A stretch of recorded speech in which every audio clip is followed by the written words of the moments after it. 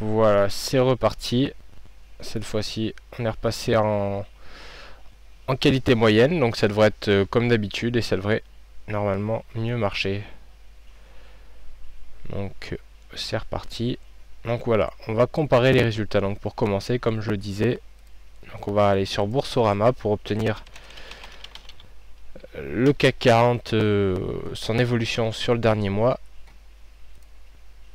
Donc ça devrait le faire. Hop, CAC 40.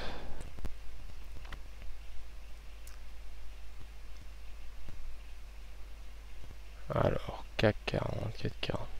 Allez, données historiques.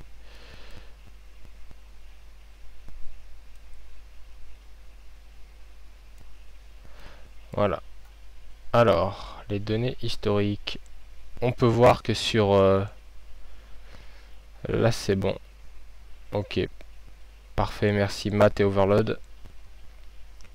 Donc voilà, je zoome pour que l'on puisse bien voir. Malheureusement, je suis pas sur la bonne partie de la page. Voilà. Donc l'évolution depuis un mois du CAC 40 pour l'instant, c'est 5,43%. 83, pardon, 5,83%. Donc ça, un mois, c'est un petit peu plus que notre période de test. Mais cependant, ça reste tout à fait... enfin, ça reste pertinent comme comparaison. Donc nous, notre performance pour l'instant se chiffre ainsi. Donc si on prend 1% de risque à chaque trade, ça compte comme 5,71%. Donc en trade encaissé, on est un petit peu en dessous du CAC 40 pour l'instant. Mais il faut savoir qu'on a plusieurs positions qui sont encore en cours et qui sont, elles, gagnantes. Donc si on les ajoute, normalement on arrive certainement au-delà des 8%. Donc ça serait, donc on est plutôt bien parti. On est pour l'instant un peu au-dessus du CAC 40. Ce qui est, enfin, je suis plutôt satisfait donc pour un premier mois. Bon, c'était pas très compliqué, il suffisait un petit peu d'acheter, on va dire. Mais bon, c'est toujours plaisant. Donc il nous reste comme position en cours, il nous reste 20% d'EDF, 20% de Renault et 20% de Valeo. Valeo qui doit nous rapporter certainement encore 2% à lui tout seul, je pense. Surtout vu la hausse d'aujourd'hui. EDF qui nous rapporte quelque chose comme 0,5 et Renault ça doit être quelque chose comme 1% peut-être en plus. Donc c'est plutôt satisfaisant.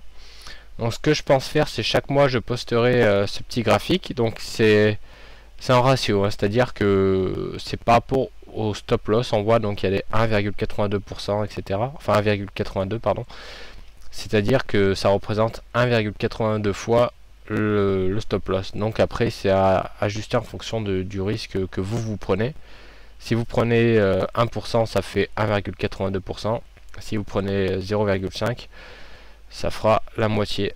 Donc et si vous prenez 2%, ça fera le double. Donc ça c'est à vous de voir à chaque fois. Selon votre gestion du risque, etc. pour voir un peu le rendement. Donc moi je considère 1% puisque c'est ce qui me paraît le plus... je suis à l'aise avec ce risque, donc c'est ce que je choisis, 1%. Donc voilà, pour l'instant ça nous ferait donc 5,71% plus quelques positions en cours qui nous ramènent vers les 8. Donc c'est plutôt pas mal sur un mois. Donc comme je vous disais, je suis plutôt satisfait de cette approche pour l'instant. Donc on est un peu au-dessus du CAC 40. Alors, hop, voilà.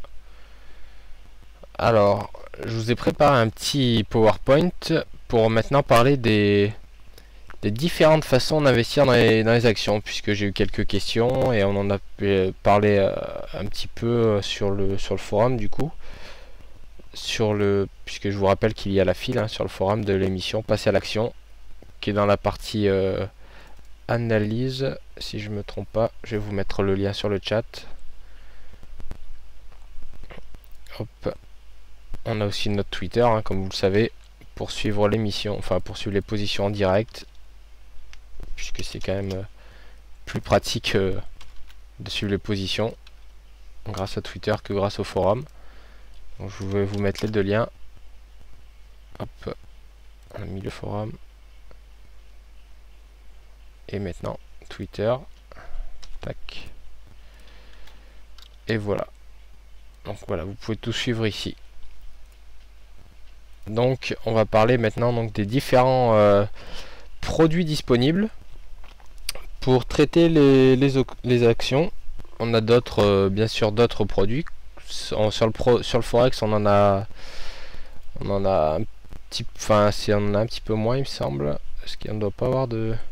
Je crois pas que ça soit considéré comme CFD ce que l'on traite sur le Forex. Enfin, on peut avoir des CFD sur les futurs, remarquez. Donc en fait, c'est à peu près kiff. Les actions, c'est peut-être plutôt là où il y en a le moins, en fait, je suis en train de penser, puisqu'il n'y a pas de futurs sur les actions. Enfin, c'est un autre marché, les futurs, vous me direz. Hop, mince.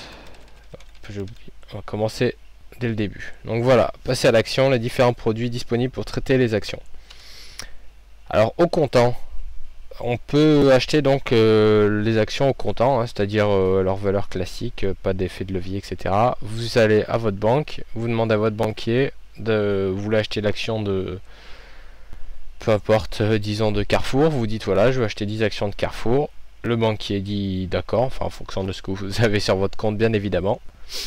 Et vous l'achète, et donc vous avez après des frais de courtage plus le spread, bien évidemment, comme sur le Forex.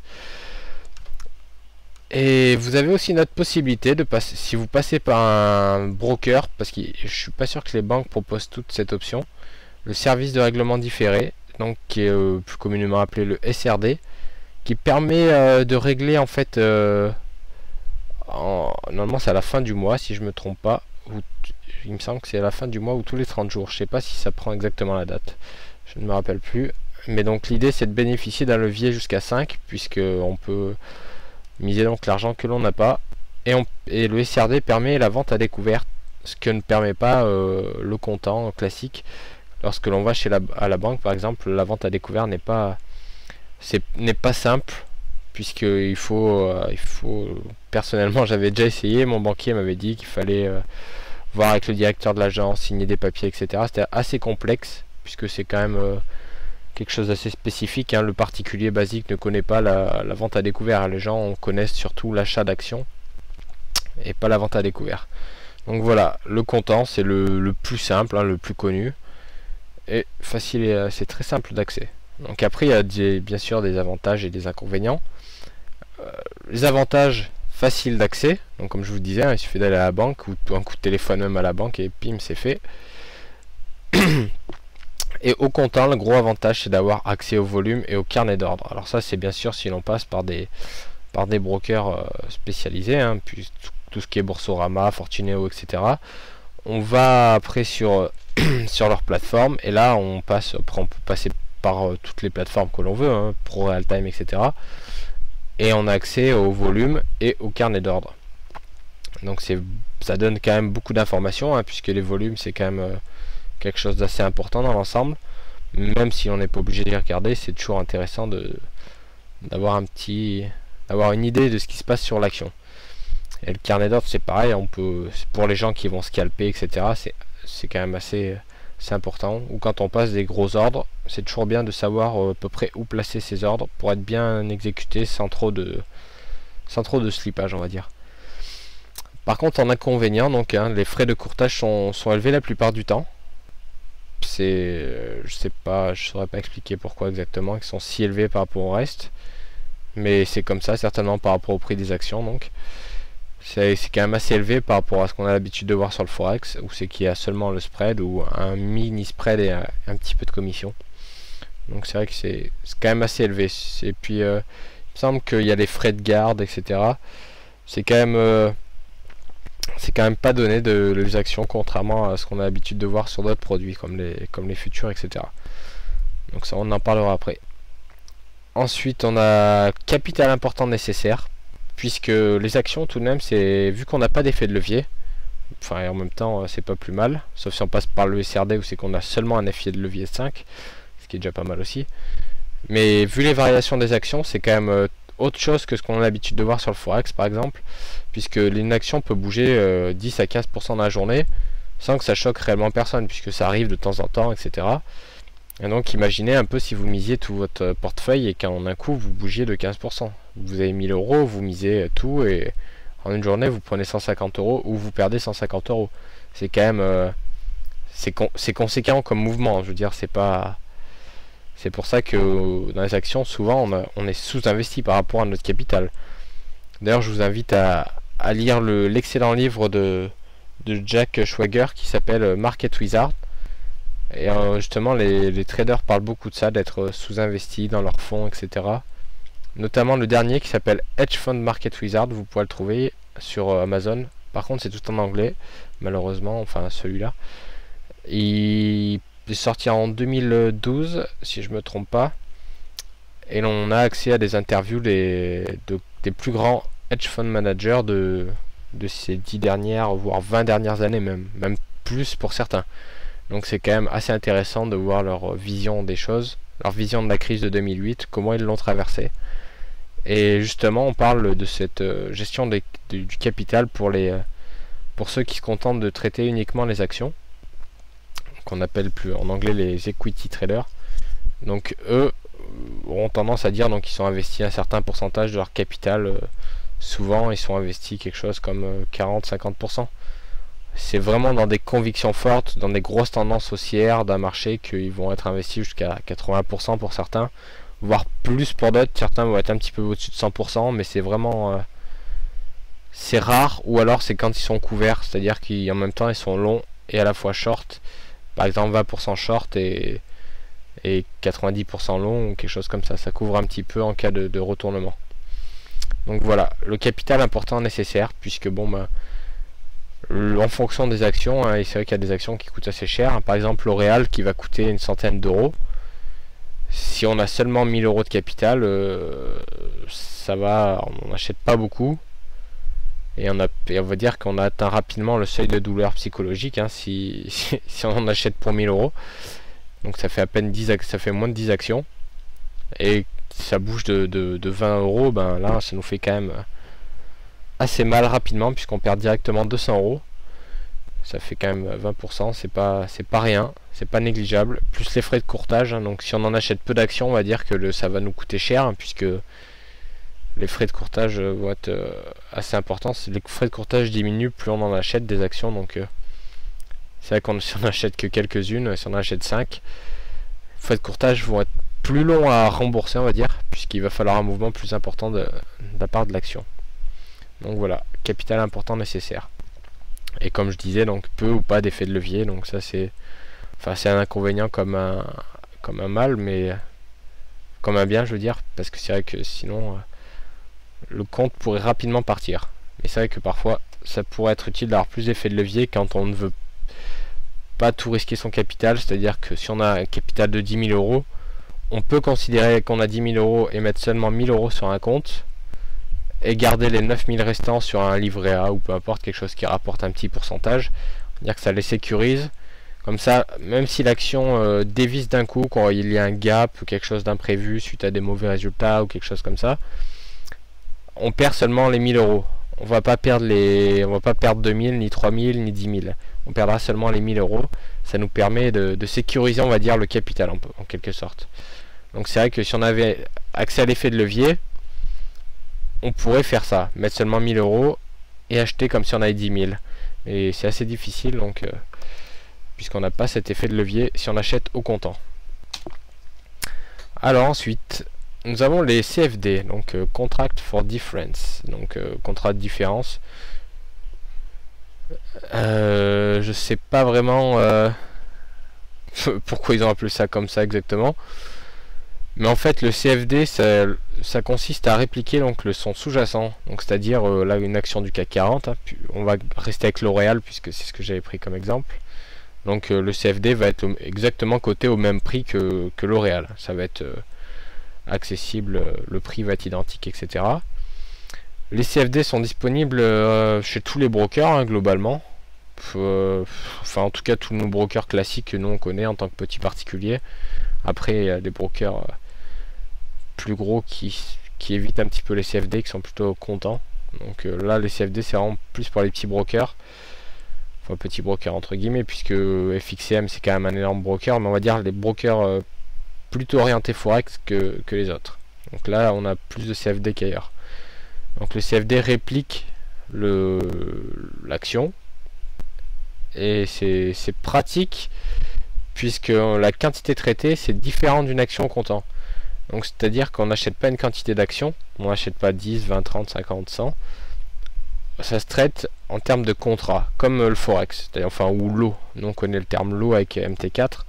Donc ça se traite par lot, donc de 10 000, 20 000, 100 000. Un contrat c'est 100 000, donc 100 000 unités de quelque chose.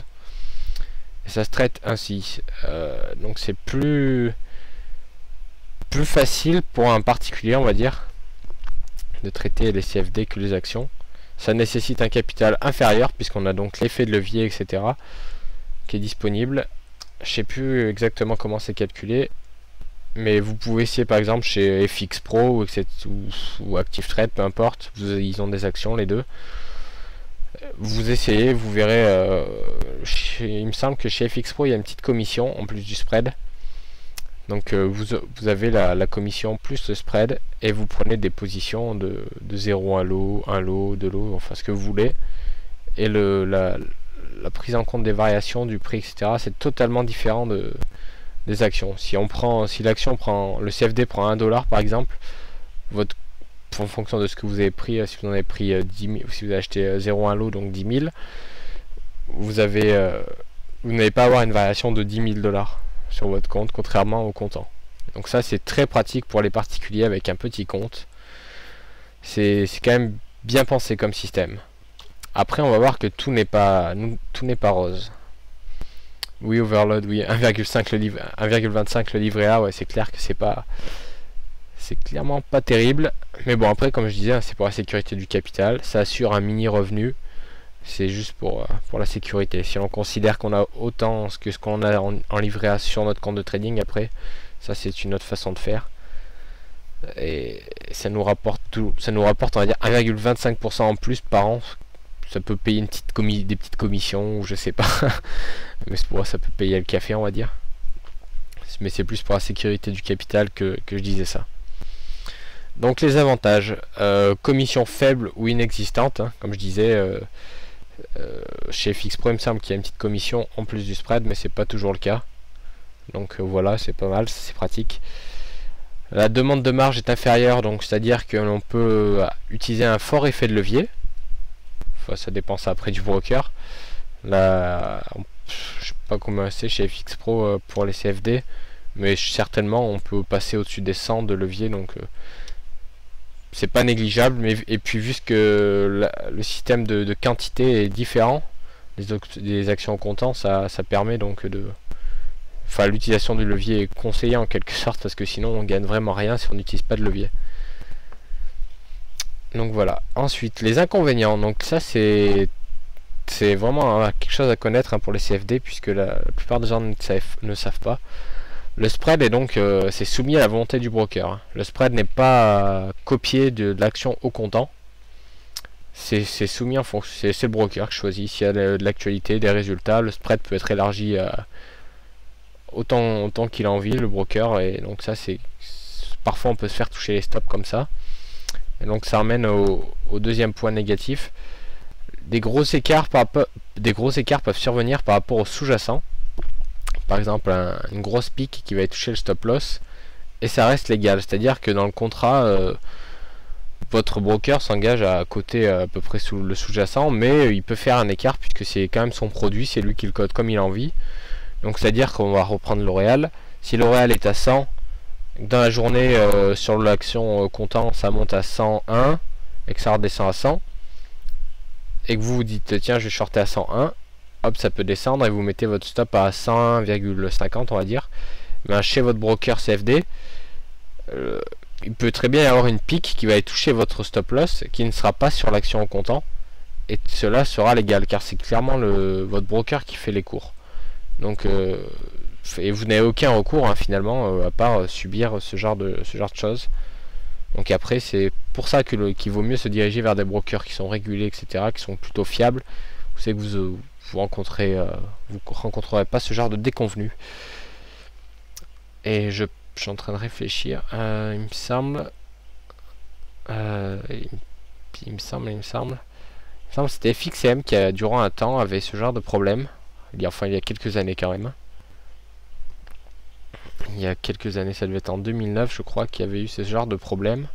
Ou à Paris, je sais plus, qu'il y avait des gros écarts comme ça, des spikes qui existaient uniquement chez ce broker et pas chez les autres. Donc c'est vrai que c'est quand même quelque chose à prendre en compte. Donc faut se méfier.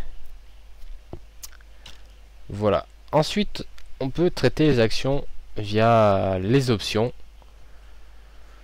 Les options, donc c'est un produit très complexe. C'est clairement très complexe. C'est peu répandu parmi les particuliers, mais très apprécié par les professionnels.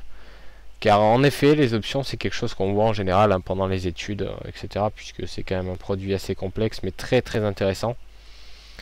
Et les professionnels donc sont fans, puisque là, c'est pareil, pour les traiter, en général, il faut avoir un capital un petit peu plus conséquent que l'investisseur particulier basique qui commence avec ses petits 1000 euros. Donc forcément, c'est plus destiné aux professionnels au départ quand on regarde ça. Et ensuite, les brokers proposant les options sont moins nombreux et demandent donc un capital souvent plus important. Je pense par exemple à MB Trading. Il me semble que leur capital minimum requis est 10 000 euros quand on commence sur à vouloir traiter les options, les futurs ou les actions. Les actions au comptant, bien évidemment. Donc c'est un produit complexe puisqu'il y a beaucoup de choses à prendre en compte. Donc je vais pas rentrer trop dans le détail, mais pour faire simple, on va dire que la valeur d'une option dépend de beaucoup de choses. Donc il va y avoir un facteur temps, c'est-à-dire que plus on est proche de l'échéance, plus ce facteur temps va perdre de la valeur, donc ce qui va faire diminuer un petit peu la valeur de l'option.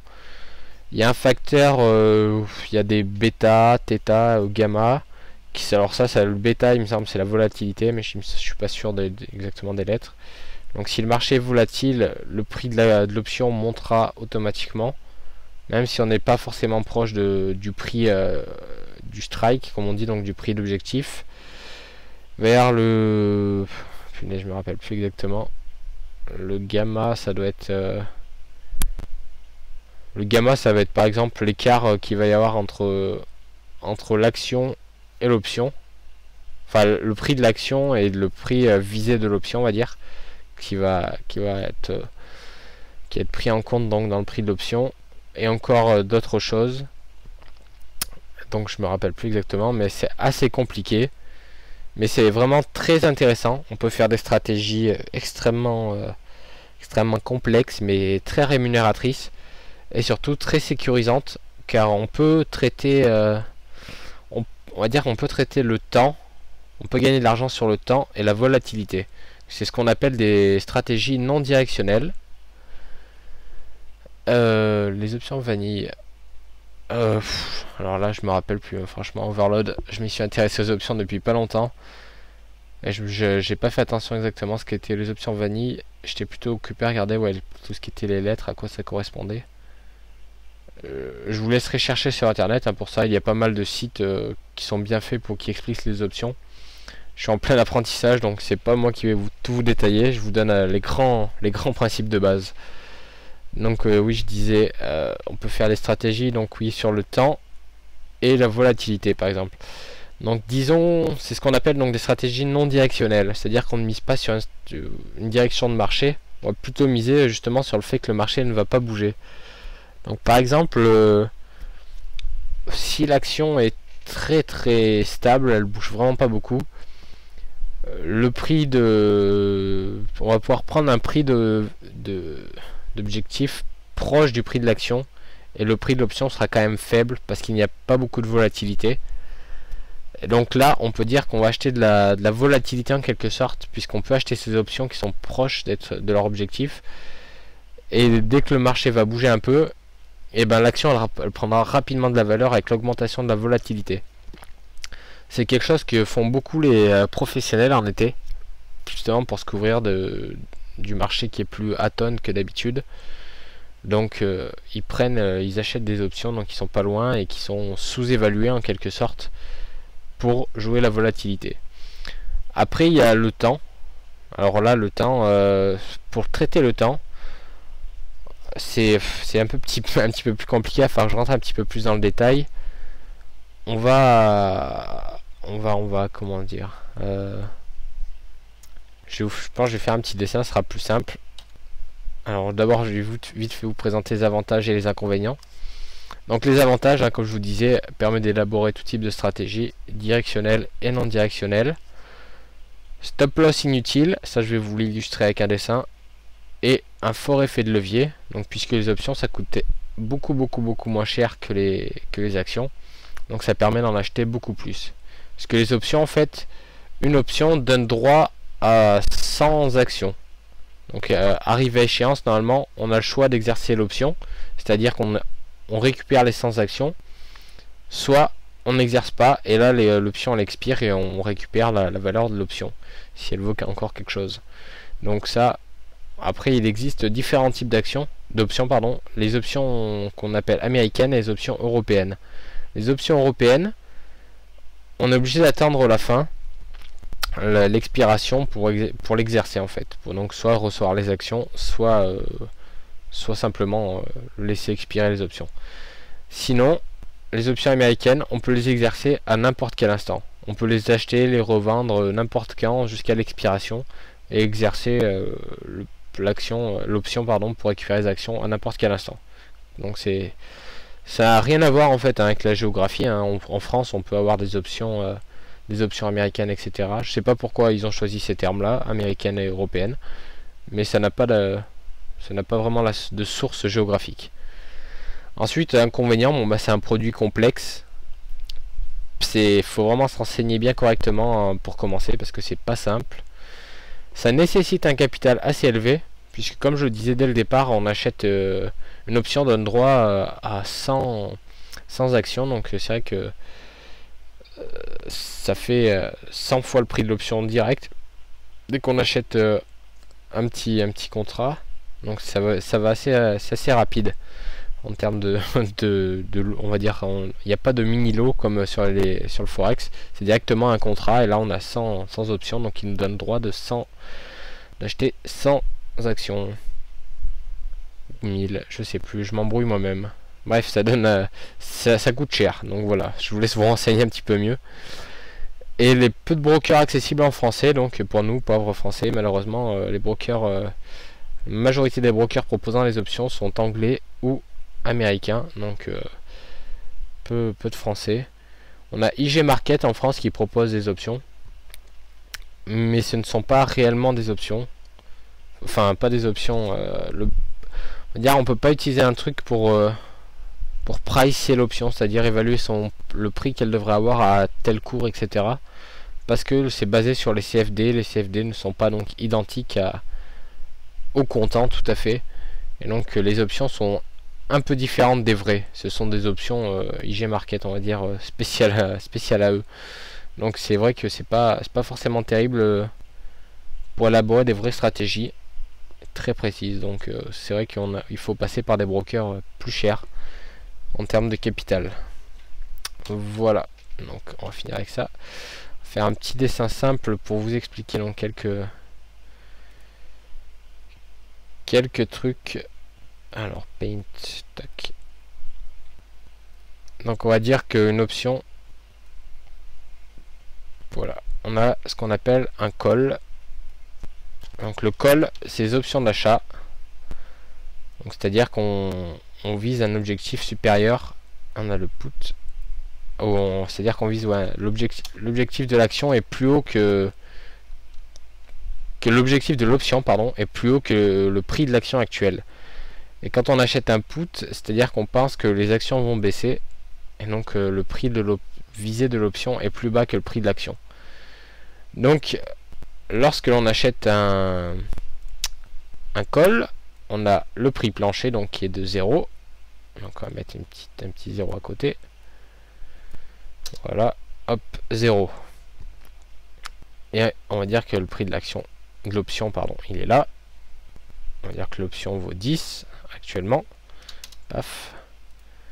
Et là, après, tant que le prix de l'action va monter, l'option va monter. Et d'autant plus si on prend si l'option est déjà, le prix de l'action a déjà dépassé l'objectif de l'option. C'est pas comme les options binaires où c'est qu'on a un seuil maximal. Là, même si l'option l'action dépasse l'objectif de l'option, le prix continue à monter constamment de l'option. Donc le gain est sans limite potentiellement. En revanche, si l'action n'atteint pas le prix fixé, on va perdre les 10 ici présents. Mince, voilà, on va perdre ces 10 points là. Ça va être juste ça. Ça va être notre seule perte en fait. Donc notre perte de départ est connue en fait, en gros. On va mettre le flèche dans l'autre sens. On va dire si on mise, si on mise 100 euros, donc et disons qu'un point vaille 1 euro, et ben on perd 10 points. Donc ça fait 10 euros. Voilà. Donc on va perdre 10 euros si l'option si l'action n'atteint pas le prix visé par l'option. Donc on connaît notre perte de départ. Mais on a donc le sens inverse. Pardon, d'abord je explique le put qui est exactement l'inverse. Hein, donc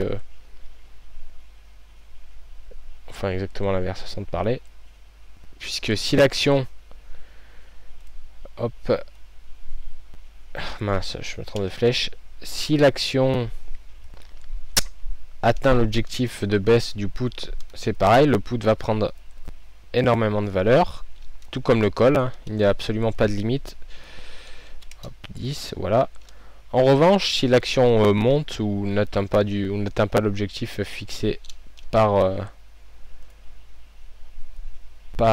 l'option, et ben à l'expiration le put vaudra 0. Donc là pareil, on aura perdu 10 euros. Donc voilà, ça c'est le truc classique. On achète un put si on veut jouer la baisse, si on achète un call si on veut jouer la hausse. Donc voilà. Mais si l'on veut faire du trading, on va dire traiter le temps, c'est-à-dire qu'on mise sur une stagnation, on va faire l'inverse. On va vendre un call ou vendre un put. Hop, alors voilà, call, put. Alors, on va reprendre le même exemple. Donc 0, 10, hop. Voilà, 10 et 0. Paf. Voilà. Donc si on va dire que l'action elle stagne. Donc on est assez loin de l'objectif, c'est parfait, on est content. Et donc notre objectif ici ça va être de vendre à 10 pour viser 0. Donc là notre gain maximal est connu dès le départ. C'est-à-dire qu'on va gagner donc 10 euros maximum. En revanche, notre perte est illimitée. Et enfin potentiellement illimitée. C'est-à-dire que si l'action elle décide de monter d'un coup, et atteint notre objectif, l'objectif de l'option, et ben notre perte elle est potentiellement illimitée. Ça sera lorsque l'option expirera, elle sera à un certain prix, disons elle va être à 50, tiens, pour prendre un exemple comme ça. L'option sera à 50 au moment de l'expiration si l'action a atteint son objectif, même voire dépassé l'objectif de l'option. Donc nous on perdra 40 euros, on va dire, avec l'écart, voilà, 50 moins 10.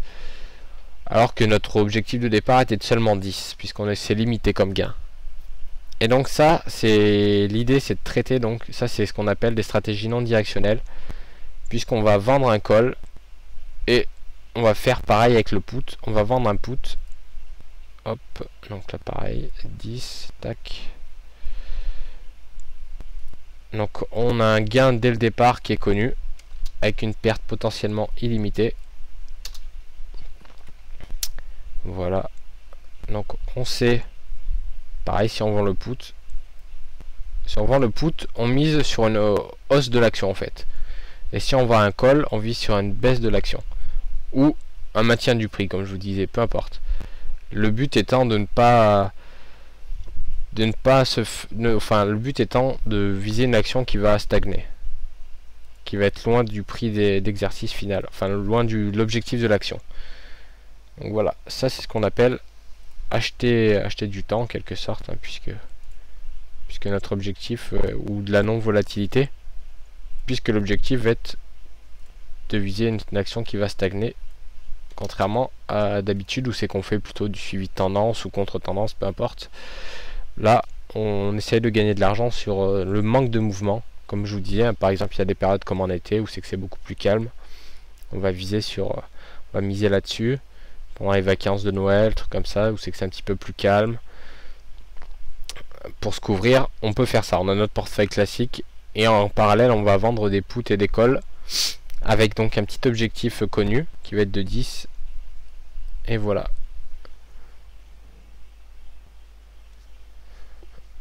Hop. Germain qui dit c'est des options qui sentent la vanille. Ouais. Oui, c'est original comme définition, pourquoi pas. Pour les options vanille. Donc voilà, j'espère que vous avez compris. Si vous n'avez pas compris, je vous laisse regarder sur les sites plus spécialisés que moi, car c'est quand même assez complexe à expliquer comme ça. Et voilà, c'est juste pour faire un petit point sur sur les options qui sont disponibles aussi pour le Forex, donc qui sont un peu moins répandues. Ça n'a rien à voir avec les options binaires chypriotes qu'on a l'habitude de voir. Donc c'est vraiment des vraies options. Comme vous voyez, on peut faire beaucoup de stratégies. C'est très très très intéressant. Après, ça demande un capital un petit peu supérieur à ce qu'un débutant classique est prêt à mettre. Enfin, disons, est prêt à mettre lorsqu'il débute. Sur le Forex, par exemple. Voilà. Donc, maintenant, on va passer un petit peu à l'analyse des actions. On va regarder un petit peu ce qui s'est passé. Hop, on va enlever ça. Tac. Alors, l'option... Pardon, voilà, l'option, maintenant je suis dans les options. L'action AXA, qui on voit très bien en hebdomadaire, qui se maintient toujours en tendance haussière. Mais la semaine dernière, on a fait un doji, donc on est resté à peu près sur les mêmes niveaux. Cette semaine, on est parti pour aussi. Donc on peut voir, quand on descend sur les unités de temps journalier, que on est en train de faire un petit range ici. Tac. D'ailleurs, on le voit mieux en H4, je pense. Ouais. Voilà, en H4, on le voit bien ici. Tac. On fait un range, donc éventuellement passer à l'achat à la sortie au-dessus de 17. Donc ça sera à surveiller. Donc on va le garder de côté. Mais c'est pas non plus celle que je préfère. Donc on va regarder un petit peu le reste. Donc Air France. Air France, vous aurez pu remarquer cette semaine qui est passée dans le tableau des baissiers, puisque la semaine dernière on a clôturé sous cette ligne des 6,40 à peu près.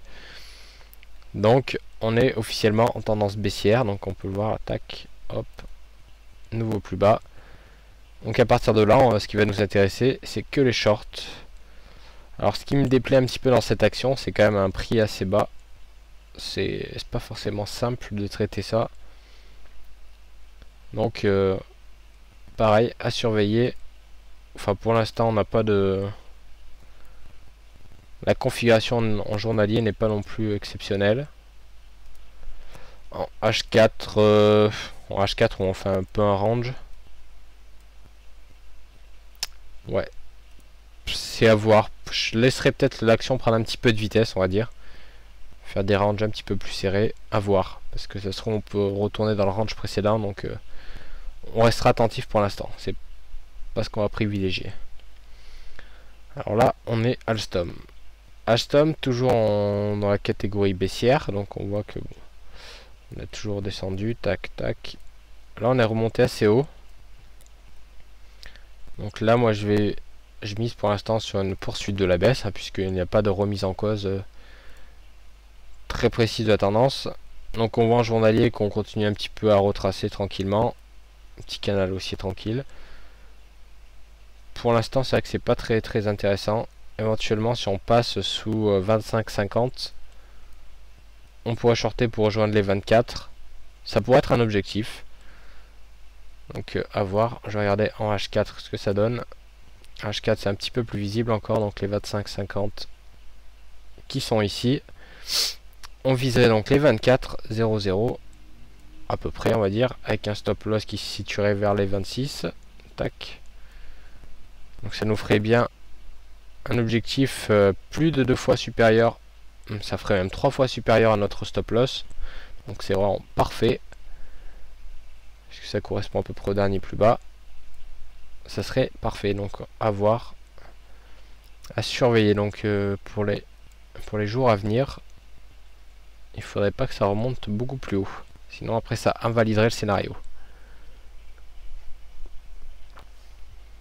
Bonjour Hélène, bienvenue sur Vidéo Bourse et bienvenue sur le chat.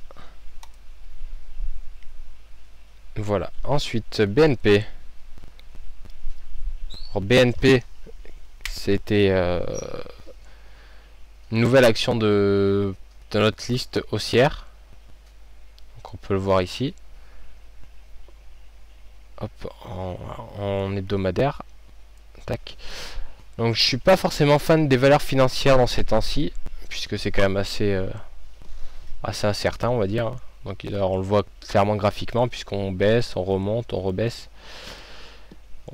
Et tout ça c'était dans de la compression. Donc pour l'instant on est sorti par le haut.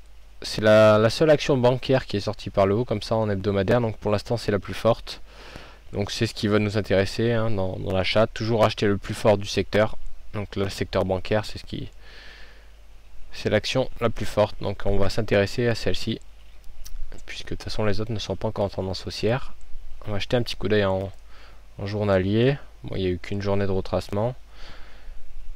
En H4, ouais, ça donne juste un très très léger retracement. Donc pour l'instant, on reste attentif sur un éventuel range qui se mettra en place pour chercher à rentrer long. Alors Capgemini qui est rentré la semaine dernière dans notre liste, qui est en très belle tendance haussière, puisqu'il a quand même cassé sa résistance avec force. On voit hein, quand même 4 semaines d'affilée de hausse. Là on fait la première baissière, donc ça pourrait être une opportunité pour rentrer. On voit là en 4 heures qu'on corrige assez clairement. Peut-être que ça va stagner pour après pouvoir rentrer. Ce serait pas mal que ça fasse comme ici. Là, voilà, là c'est configuration parfaite. On voit que là ça compresse en descendant. Les plus bas s'arrêtent, enfin sont tous à peu près au même niveau. Les plus hauts sont de plus en plus bas. Et hop, après on casse. Et là ça part directement. Et là c'est vraiment une configuration parfaite. Donc voilà, on espère que ça fera quelque chose d'à peu près similaire. Et on pourra rentrer bien correctement. Ensuite on a Dassault. Alors Dassault, j'ai hésité à le garder puisqu'il y avait eu quand même une grosse semaine baissière. Puis je me suis dit bon, finalement on a rebondi sur le support. Donc en hebdomadaire c'était quand même plutôt solide. Ou en journalier, bon on a un petit peu traversé mais c'est pas grave. Et on commence à rebondir. On est repassé sous les 100 en plus, donc je me disais peut-être que c'était un signe de baisse. Pour l'instant on repart un petit peu à la hausse. On va voir si on traverse les 100. Parce que si on les traverse pas, on restera peut-être à l'écart. On verra cette semaine ou la semaine prochaine. Ça dépendra. Bon, pour l'instant en 4 heures la configuration est plutôt pas mal. Puisque bon bah ça corrige. Tac. Il faudrait que ça stagne un petit peu plus là. Et donc ce serait pas mal d'acheter justement. Donc ça stagne juste en dessous des 100. Comme ça après si ça casse, hop, ça casserait avec les 100 etc. Et ça nous permettrait donc de viser les 102 voire les 103 avec un stop loss. Je sais pas exactement où c'est que je le mettrais pour l'instant. Il faudrait que ça stagne un petit peu d'abord et ça me permettrait de décider après. Mais toujours dans l'objectif d'avoir un stop loss, enfin un objectif 2 fois plus petit que 2 fois plus grand pardon que le stop loss. Donc voilà. Donc Dassault c'est pareil en attente. Mais Dassault je pense que là on en a encore pour quelques jours avant que ça devienne intéressant. Alors EDF. EDF qui est la première fois ne nous a pas fait plaisir puisque ça avait gapé. Bon là on voit pas en hebdomadaire, mais bon on voit qu'il y a quand même une grosse bougie. Donc là ça fait 4 semaines d'affilée qu'on est en forte hausse. Donc c'est parfait puisqu'on a été acheteur au milieu. Donc on voit ici. Donc au départ voilà, qui nous avait pas fait plaisir puisqu'on était ici. On attendait que ça casse à la hausse. Malheureusement ça a gapé. Bon le gap était vraiment trop gros pour qu'on puisse rentrer directement. C'était pas intéressant. Donc il a fallu attendre cette petite zone ici de range. Donc là on est passé en 4 heures. Et on le voit ici clairement là. C'est très clair. Hop. On avait un beau range. On a acheté ici directement à la sortie. et on visait les 21 pardon, je sais plus combien, qui ont été exécutés tout à l'heure. On peut voir donc aujourd'hui qu'il y a eu un magnifique gap avec une forte hausse, donc c'était vraiment parfait. On a été touché notre objectif 1, donc c'est vraiment impeccable. On a pris notre petit gain, 80% de la position comme d'habitude, donc on s'en est bien tiré et on conserve pour l'instant les 20% restants et on attend donc d'autres corrections pour pouvoir rentrer éventuellement. Alors, un petit coup d'œil sur la Farge. Donc la Farge toujours dans un range, on voit en hebdomadaire, donc on est là, paf.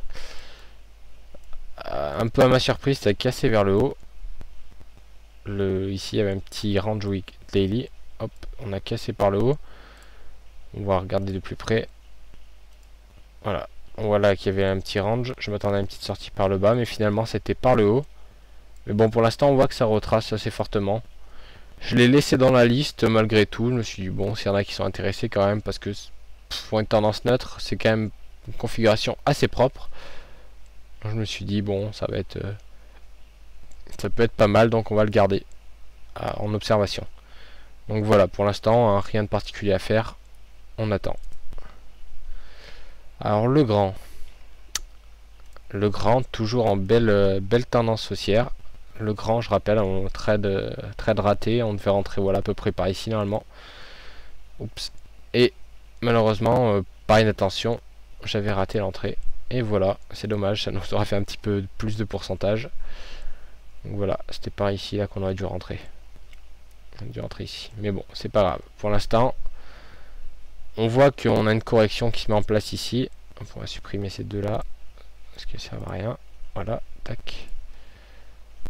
Là on voit que c'est monté, ça fait un espèce de double top, paf, ça corrige. On verra certainement mieux en H4. Ouais, en H4, voilà, on a fait un range et là on est passé en correction. Donc pour l'instant ça stagne. À voir, pareil, là si ça reste sous 40, ça serait pas mal que ça stagne sous 40. Et si ça venait à casser, on pourrait passer à l'achat au-dessus et viser le nouveau sommet. Donc ça serait une bonne opportunité, surtout que l'action est assez forte. Donc c'est vraiment pas mal, on va pas s'en plaindre. Ensuite Michelin. Alors là Michelin. Michelin. Entrée la semaine dernière donc dans notre liste. Ou il y a 2 semaines, je sais plus. On voit qu'il y a eu une petite semaine de correction, donc la semaine dernière. Cette semaine on repart un peu à la hausse. On va jeter un petit coup d'œil en journalier. En journalier, c'est pas très intéressant. Donc on va regarder en H4. Donc voilà, en H4, on voit que ça fait un gros gap baissier. Certainement dû au résultat. Donc là, on essaye de remonter. Aïe. On va voir ce qui se passe. Si ça reprend à la baisse, bon, on laissera peut-être tomber, on verra. Si ça, faut voir. Là, j'aimerais bien que ça stagne un petit peu aussi, que ça fasse un petit range tranquillement. Et on pourrait éventuellement passer long au-dessus des 76 ou quelque chose comme ça, voire 77 plutôt. Et là, on pourrait passer, ouais, par ici, on pourrait passer long au-dessus de ça. Mais pour l'instant, on va attendre, puisque là, quand même, il y a eu un gros gap et ça a du mal à remonter, donc on va falloir surveiller ça. Alors Pernod Ricard qui est dans notre liste baissière avant et qui y est toujours d'ailleurs. Donc on voit pour l'instant ça fait une première montée, puis une redescente, puis une remontée. Donc là ça va être clé. On va voir si on passe au-dessus des 90, hein, le cours, enfin si la semaine clôture au-dessus de 90, l'action sortira certainement de notre liste, puisque la tendance baissière sera remise en cause. Là on voit, hop, là on voit en daily ce qui s'est passé. Donc on voit que c'est monté, qui s'est rebaissé, ça fait une fausse cassure ici, puis c'est remonté, et voilà. Donc là on se retrouve dans une situation de double top. Donc à voir si on rebaisse ou pas jusqu'au plus bas. Ça pourrait être pas mal. Après il nous faudra un point d'entrée que l'on chercherait plutôt en H4. En H4 ça pourrait être intéressant, ouais, de voir ce qui se passe par ici. Hop, éventuellement voilà, sous 88, quelque chose comme ça. Ça pourrait être bien pour viser après les 84 à peu près, 83. Pourrait être une solution. Bon, pour l'instant, il est vrai que bon, moi, le CAC 40 est plutôt haussier, donc on va éviter de... On va plutôt se concentrer sur les actions qui montent plutôt que sur celles qui descendent. Si éventuellement il y a une petite correction dans le CAC, on pourra chercher des shorts sur les options, les actions pardon, qui sont plus faibles, comme celle-ci. Peugeot. Alors là, Peugeot, il nous a fait 4 semaines absolument exceptionnelles, donc ce qui lui a permis de rentrer dans notre liste. On a une petite semaine de correction tranquillement. Et là, on repart déjà à la hausse. Donc c'est parfait. On va acheter un petit coup d'œil. Oups. Voilà, on va acheter un petit coup d'œil en journalier. En journalier, on voit que c'est bon, bah, on est dans un range. Bon, ça fait pas très propre, donc on va aller voir H4 ce que ça donne. Voilà, là c'est beaucoup plus propre déjà. On voit que pour l'instant on fait des petites piques au-dessus, en dessous. Mais que c'est clairement haussier.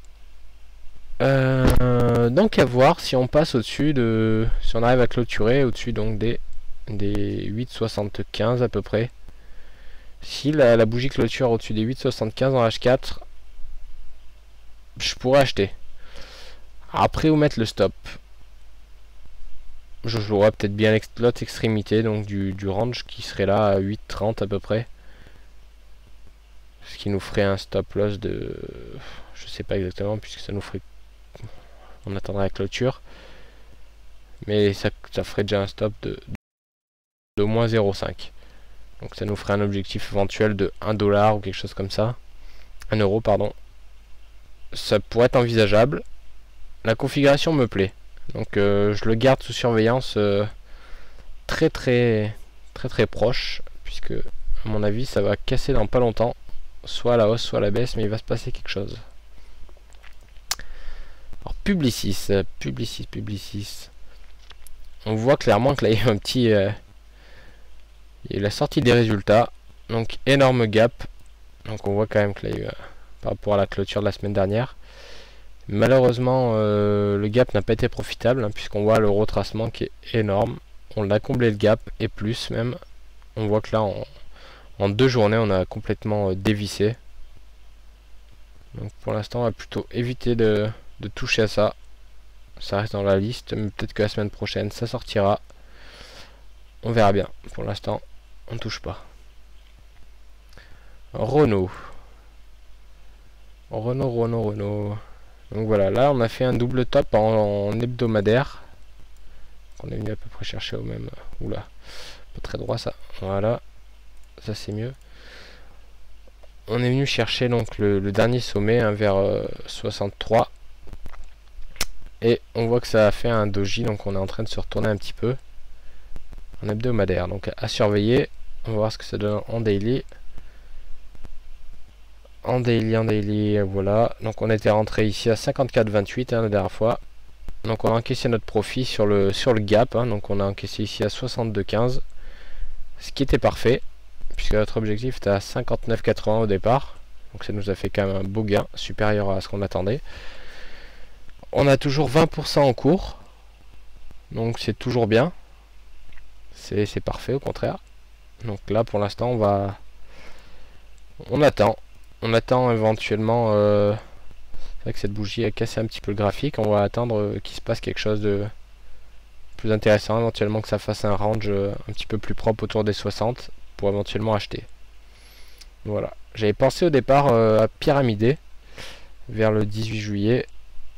Mais il me semble que j'avais oublié. Et du coup j'ai raté l'entrée. Et du coup bon bah j'aurais pu profiter d'un deuxième trade sur Renault, mais je ne l'ai pas fait. Bon, c'est pas grave, du coup on est obligé d'attendre une nouvelle pause pour rentrer en H4 pour pyramider. Car je rappelle quand même que le pyramidage, ça permet en tendance d'accumuler des gains encore plus gros pour traverser des périodes un peu plus calmes sans trop entamer notre capital. Voilà. Alors Safran. Safran, ça monte toujours, hein. On voit que la semaine dernière il y a eu un doji, certainement à cause des résultats aussi. comme un peu toutes les actions d'ailleurs, et que cette semaine ça repart. On voit donc ouais, c'est vendredi. Vendredi il y a eu un gros gap à la hausse avant que ça se retourne pour faire une grosse bougie baissière. Maintenant là on repart un peu à la hausse. Donc là c'est pareil, on va être attentif. Safran d'ailleurs, Safran qu'on aurait dû acheter en H4, je suis en train de voir, que je n'ai pas fait, que j'ai oublié. Bon, il est un petit peu tard là pour acheter quand même, c'est dommage. J'aurais pu acheter hier. Bon, mais tant pis, tant pis. Peut-être que... Non, ça fait quand même assez haut comme écart. Je vais éviter d'acheter. Mais je vais rester attentif, on sait jamais. Si ça redescend un petit peu, j'essaierai d'en prendre une louche si je suis devant l'écran à ce moment-là. Enfin, devant l'action en tout cas. Voilà, hop. Alors Saint-Gobain. Saint-Gobain, donc belle tendance haussière là aussi. Hein, qui est rentré dans notre petite liste la semaine dernière. Hop. Ou cette semaine plutôt, je sais plus. On voit qu'il y a eu quand même pareil, un gros pic ici. Donc ça retrace un petit peu, mais le corps est quand même assez gros. Donc la hausse a été quand même assez forte. Cette semaine on corrige un petit peu, on regarde en H4 ce que ça donne. En daily pardon. En daily où on a corrigé 2 séances, mais sans plus finalement, puisqu'on a eu 2 grosses séances ici qui sont compensées à peu près par les 2 séances de baisse. Donc on va dire on repart de zéro.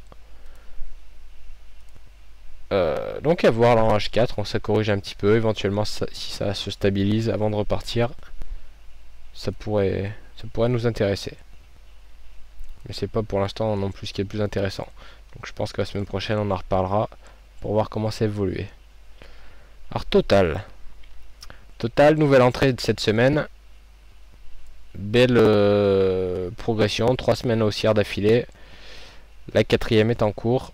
À voir si ça va durer. On est passé au-dessus des 40, qui semble être un seuil assez clé, puisque bon, ça fait un petit moment qu'on n'est pas passé dessus.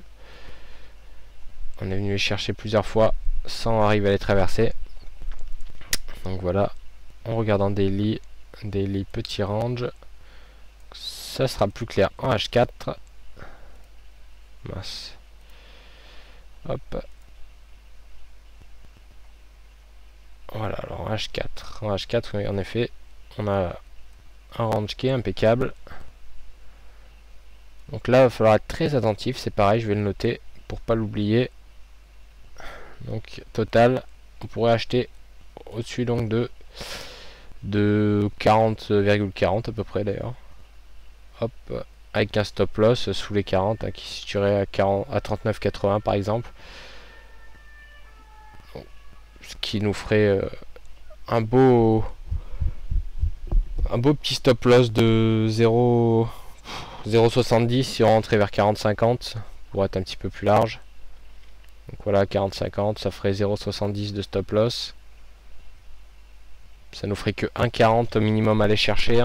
1,40 c'est vraiment pas grand chose pour l'action. Enfin quoique c'est quand même pas mal. Mais ça serait envisageable, on va dire, ce serait faisable quand même. Donc à surveiller. Alors Valeo. Alors Valeo il nous arrive une petite aventure dessus. Puisque bon alors on voit que la tendance est clairement haussière. Pas de doute là-dessus. Valeo. Donc on était rentré ici. Si je me trompe pas. Ouais, on était rentré dans cette zone. Voilà, il y avait ce range ici. Et on était rentré par là. On va regarder en H4, ça sera peut-être mieux. Voilà, en H4. En H4, il y avait ce range. Tac. On était rentré ici, à cette sortie. Avec un stop loss en dessous ici. Et malheureusement, donc on a fait ça. Et on est revenu ici tester les derniers plus hauts. Donc je me suis dit, on va peut-être mettre au break-even par mesure de sécurité. Et malheureusement, ça a rebaissé. Et du coup, mon break-even qui était par ici a été touché. Et c'est reparti à la hausse. Et aujourd'hui, on a fait une superbe envolée haussière qui aurait touché le TP. Bon, c'est pas grave, ça arrive. J'ai été un petit peu trop prudent sur ce coup-là. C'est pas grave, c'est pas grave. C'était un pyramidage. Il nous reste toujours les 20% de notre première position qui a été prise Oula, elle a été prise beaucoup plus basse. Je ne me rappelle plus exactement à combien. Je me rappelle que l'objectif était à 52. On a dû prendre dans les 49, quelque chose comme ça. Je me demande si c'est pas 49,08 ou un truc comme ça. Bref, on est rentré dans ces eaux-là. Donc ça nous fait quand même tout ça de gain. Pour l'instant, même avec 20%, ça reste un beau profit. Donc on va garder Valeo. Voilà. Donc on a un petit peu débordé. Overload qui demande Eramet. Alors attends, on va jeter un petit coup d'œil. Eramet, c'est pas dans le CAC, donc j'avoue que je regarde pas. Attends, alors je vais chercher ça. Hop. Alors voyons voir. Ah oui, j'ai pas les cours intraday pour cette valeur. Alors, Eramet. Oh, c'est joli ça, dis donc, comme graphique. C'est parfait, ça a belle tendance baissière. Hop, hop.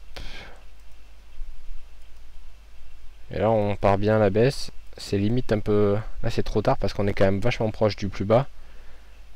Donc, il a fallu le prendre un peu plus haut. Mais on peut toujours attendre que en H4 qu'on traverse pour prendre une petite consolidation. Surtout que je pense qu'ici, il devait y avoir une belle petite configuration, là, je pense. C'est une belle valeur pour shorter. Donc on voit, tu peux voir en hebdomadaire là, la tendance est clairement baissière. C'est vraiment super. Et ouais, une belle valeur. C'est vrai qu'en plus cette semaine, dis donc, ça baisse drôlement. Enfin surtout hier. Après aujourd'hui, je ne sais pas parce que j'ai pas le cours en temps réel sur cette valeur. Je pense qu'en H4 ça devait donner quelque chose comme ça à peu près. Tac, tac, tac. Là un petit range. Hop, hop. Ça repartait. Range ici. Et tac. Là il devait y avoir moyen de shorter à l'ouverture de la bougie ici. Et alors là c'était cadeau après jusqu'en bas. Avec un stop loss probablement dans ces eaux là. 73,30. Avec une entrée donc qui se situerait à ouverture 70,88. Donc on voit clairement que là ça faisait... Hop, alors ça va être dupliqué je pense. Voilà, alors ça faisait plus de 2 fois le stop loss. Ouais, facilement. Donc c'est vrai que là c'était une belle... Il y avait un beau short à prendre je pense. Je vois pas le H4 mais je pense que ça doit être bon. Ça devait être pas mal. Donc voilà, overload si tu traites... Si tu traites Eramet, bon moi je suis plutôt short dessus en tout cas. Mon avis, la tendance est clairement baissière en hebdomadaire, hein, comme on peut le voir. Maintenant, il vaudrait mieux attendre de passer dernier plus bas, donc qui sont à 64, pile poil. Une fois qu'on sera sous les 64, tu pourras chercher éventuellement des entrées en H4, voire M30 après, hein, ça c'est à toi de voir, même M5. Donc voilà. Une bonne opportunité à l'achat. Non. Non, clairement non. Je suis très négatif là, mais... Attends, laisse-moi regarder comme ça. Je suis pas... Enfin, je suis pas forcément très porté sur le long terme. Enfin, le très long terme en tout cas. Puisque une action, hein, tu sais, elle peut descendre. Alcatel, ça fait 10 ans qu'elle doit remonter, hein, mais pourtant elle est toujours aussi basse. Donc je pense pas qu'il y ait de seuil plancher ou quoi que ce soit. On voit en mensuel qu'on n'est pas encore sur les plus bas de 2003. On a encore beaucoup de marge. Cependant, on arrive sur la résistance, il y a une grosse résistance qui a été établie à 50. Donc on a encore 15 euros de marge à peu près de baisse, on va dire. Pour moi, c'était une grosse zone. Éventuellement 40 en extension. Mais en mensuel, la tendance est quand même assez baissière. On peut le voir là, hein, tu vois, ça tombe très fort, ça corrige un petit peu, ça rebaisse, ça remonte, et là ça rebaisse, on fait des nouveaux plus bas quasiment à chaque fois, avec des plus hauts de plus en plus bas. Moi je cherche pas réellement, enfin personnellement je cherche pas réellement le long terme à être forcément toujours à l'achat ou à la vente. J'analyse vraiment en fonction de la situation du moment. Moi j'aime bien le hebdomadaire journalier H4 sur les actions, ça me semble vraiment le meilleur compromis, on va dire. Après, pour ceux qui sont des day traders, ils peuvent éventuellement faire du M30 voire M5 dessus sur les actions, ça chacun comme il le sent. Mais moi voilà, ce que j'aime, c'est je définis ma tendance en hebdo. Je pense pas plus long terme. Mon truc c'est tant qu'en hebdo on est baissier, ben je vends. Tant qu'en hebdo on est haussier, ben j'achète. Si on est neutre, je reste à l'écart. Moi je cherche du simple et il faut que ça soit clair et limpide, on va dire, pour prendre position, parce que c'est déjà assez compliqué comme ça le trading. Si en plus on cherche à se compliquer, à anticiper les choses, etc., ça devient trop compliqué pour moi. Donc moi voilà, j'aime bien le simple.